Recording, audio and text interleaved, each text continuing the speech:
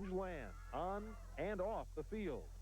I felt almost humiliated at times because people would touch you and feel you. They'd poke at you? Oh, very much so. Actually, to the point of reaching inside of my shirt to feel my chest muscles or my arms or feel my legs and things like that when you're in a train or a crowded place. It was a little bit strange. So why do they come here?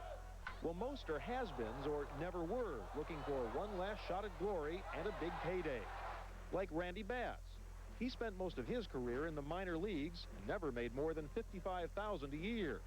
But Bass was big and burly, and he caught the eye of the Tigers, who signed him for $200 grand. We don't have power in Japanese players, so we need long ball hitters from the United States. And that's what Bass quickly proved to be. In 1985, he was closing in on Sadaharu Oh's record of 55 home runs in a single season. With just 2 games left, he needed 1 homer to tie the record. Facing the Tokyo Giants, a team now managed by Sadaharu Oh, Bass was walked 8 straight times. They want you to come over and they want you to do good. They don't want you to overshadow the Japanese players, superstars. They want you to hit 300. They want you to drive in 100 runs and hit 30 home runs. But if you do that, of course you shadow the Japanese stars because there's only 2 or 3 on the team that can do that also. The Japanese take a dim view of such complaints. American ball players, they say, are like Americans in general. Spoiled, lazy children who spend more time whining than working. They sometimes, bash. They punch the... punch the umpires or, punch the pitchers or punch the catchers. So we don't like them. It's true, from time to time, American players unable to speak the language have resorted to more direct means of communication. Of course, Japanese players have been known to behave badly too, and not just on the field. This year, the talk of Tokyo is, shades of Pete Rose, a gambling scandal involving the Giants' star pitcher.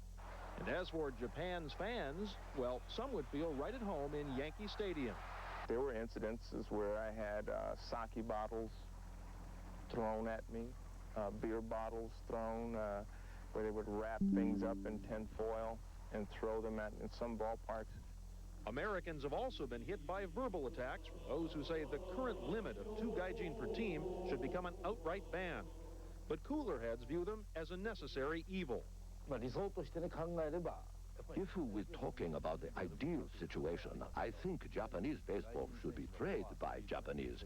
But when you see the speed and power of the foreign players, it's clear they have something to offer that can't be found in Japan.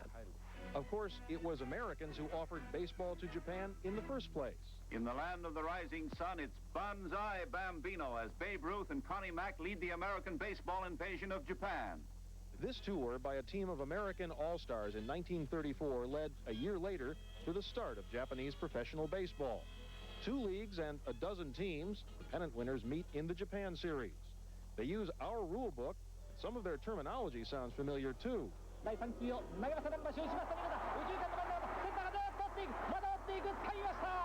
If he calls a strike-u, that's a strike. Here's the 3-2 pitch. To them, 2-3. A game-winning home run? Well, you could probably guess. Here, it's a sayonara homa. And the game itself, the Japanese call that Beisuburu. But you can't really grasp Beisuburu without an appreciation of the Giants. Take the great old Yankee teams, add the best of the Dodgers, and throw in last year's Oakland A's, and you still won't come close to equaling the power, the prestige, and the popularity of Japan's oldest professional baseball club. The Giants have produced more heroes and won more championships, at one point 9 in a row, than any other team in this country. Their home is the Tokyo Dome, but from one end of Japan to the other, the Giants are as popular as raw fish and rice. They are the national favorite team, so there is no second place. And oftentimes, losing requires not only the owners and the people in the organization, but the players as well to issue a public apology. Well, no apologies needed now. The Giants won the Japan series last year. One of the reasons why was the MVP performance of their hottest hitter, Warren Cromartie. Oh, he's great, great, great! Cromartie's become one of Japan's favorite Gaijins, famous not just for his heroics, but for his hot dog antics. He yells "Banzai" so much, they even had him do it for a beer commercial. Banzai! Banzai! Banzai! It's personality. It's personality, man. You know, that goes a long way, you know. A little personality, you know, then you got to go out there and play your game. Cromartie's popularity is surprising in a country that doesn't especially care for free spirits. The Japanese place a premium on being a face in the crowd, a part of the group. Why, even the fans at the ballpark act as a team. This is what it's like at every game. Organized rooting sections perform cheers and routines that make the wave look like low tide. In some ways, this seems as much like the Astrodome as the Tokyo Dome.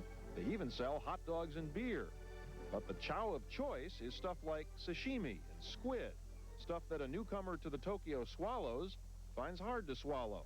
They've got me out there to try sushi and all this raw stuff, and I can't eat it. Dwayne Murphy is a big Star Trek fan, so naturally we asked him, How would Mr. Spock deal with this experience? He'd tell Scotty to beam him up, get him out of here. well, east is east and west is west. Still, for all of our differences, the Field of Dreams looks pretty much the same in Tokyo as it does in Toledo. So instead of worrying so much about the Japanese buying up America, maybe we should consider what we both share: a yen for diamonds. You're welcome.